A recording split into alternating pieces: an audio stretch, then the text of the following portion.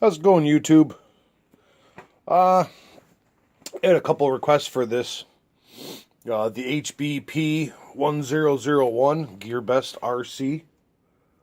What do they call that? Like crazy SUV or something. But anyway, this is the one I did the electronic swap on. Here's the body. It's the green one. And a few guys have asked me about how I got everything wired up or what I did. So I just want to kind of go into detail and show you a little bit. With the servo, I flattened out part of the front axle to mount this servo. This is the HPI waterproof servo. Pretty basic. I mean, nothing really fancy. Not a whole lot of torque, but I don't really need much. Standard servo horn, and then of course I use the stock steering. It's basically just a shaft that goes through here, right through the middle of the axle, and just slides. It's plastic. I'm sure if I wanted to, or if somebody else wanted to make some custom links, they could do that, but this thing being very light, not really necessary. You can put whatever servo you want. This is a waterproof one. It was cheap off of eBay, like 15 bucks. So that's what I did. It's glued on here, and I just kind of made this little strap with some copper clamps that I had laying around. Then when I drilled into the axle, I made sure I didn't hit any shafts or anything. So this is on there, very solid. It's not going anywhere. Way better than the stock gear-driven servo. And of course, it's wired all right up. The ESC, I made this little plate for it and mounted it. This is a dual motor ESC. This is from a Red Cat rock slide. Another eBay find. I think I got it for like 20 bucks. So it has 4 wires. But you've got your battery wire. And this is why I have it apart. I'm going to be switching this connector to a Traxxas finally. I got tired of using this stupid adapter. So, 4 wires. Front and rear motor wires. So it's a yellow, a blue for the front, a yellow, a blue for the rear. And I used the stock wiring from the motors. It came with these connectors already on it, and I didn't feel like cutting and soldering, so I thought I soldered it, but I ended up not soldering it. What I did was just put these same little bullet connectors on there. Crimped them on there. I think I soldered the wire into the connector is what I did.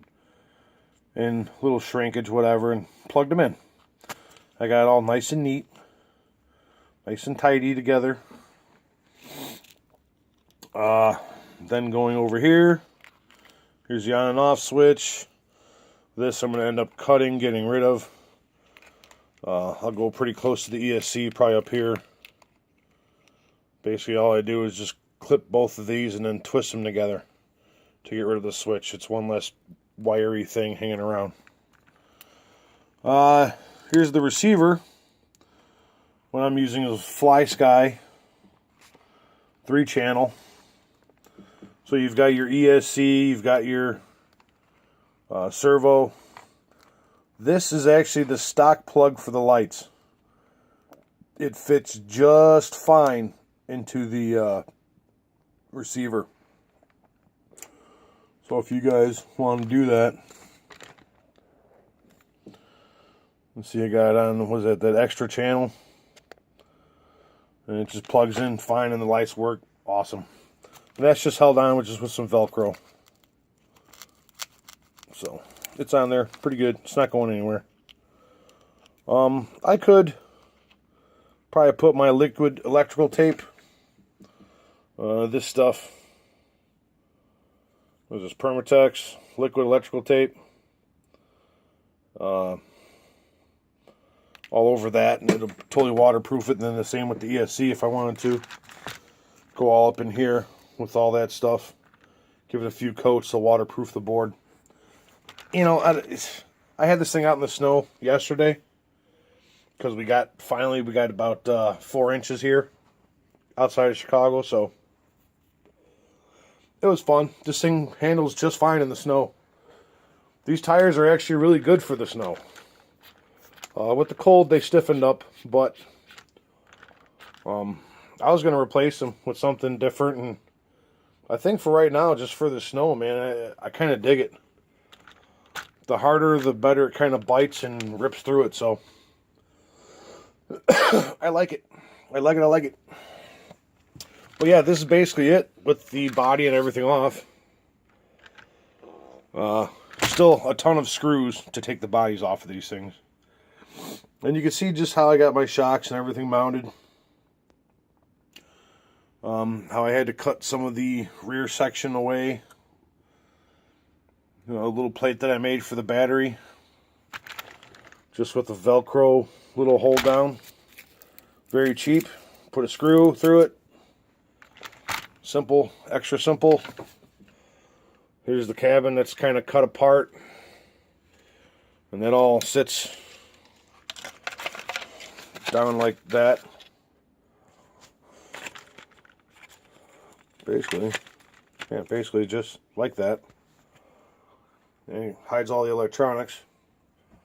And then the battery wires come through here. And the battery lays in here.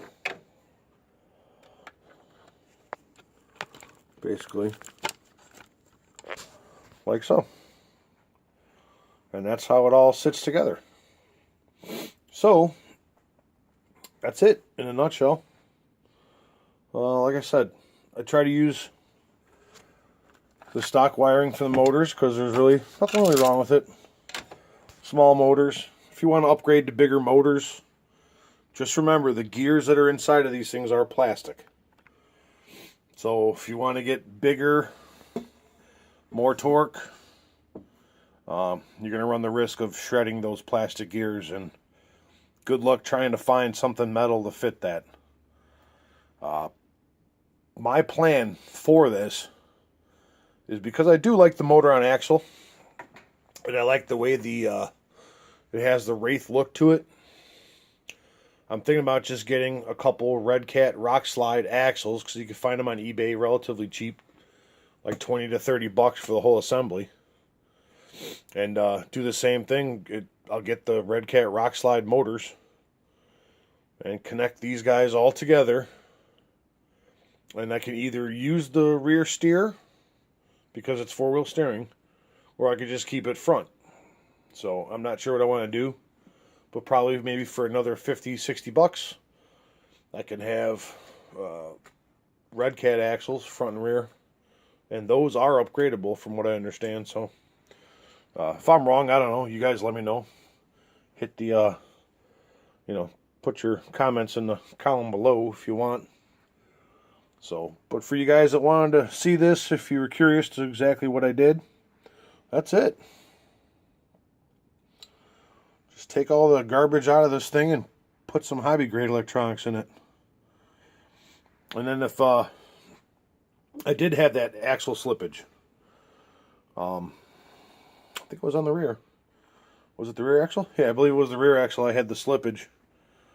And what it is your axles kind of have teeth on it like a spline, and the plastic gears slide over. Well, one of the plastic gears cracked, so the spline, the axle, was just kind of slipping around inside the gear, and that was my original issue that I had. Well, all I did, took a really fine drill bit, took my time, drilled through the plastic gear, through the axle, and then back out the other side, and just ran a nice small screw right through it. I did it to both sides. I think the crack was on this side, and I drilled, screwed through it, then drilled, screwed through it, and I said, well, seems to be a good idea. So then I just did the same thing to the front. I took all this apart, and this wasn't cracked, but I did it anyway. Drilled, screwed through it. So now my gears are actually locked onto the axles. There's no slipper clutches in here, none of that stuff. It's just straight gear to motor. So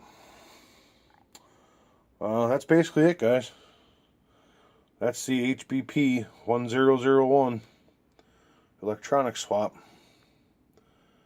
So, hope this helps you guys. I know there's, I don't know.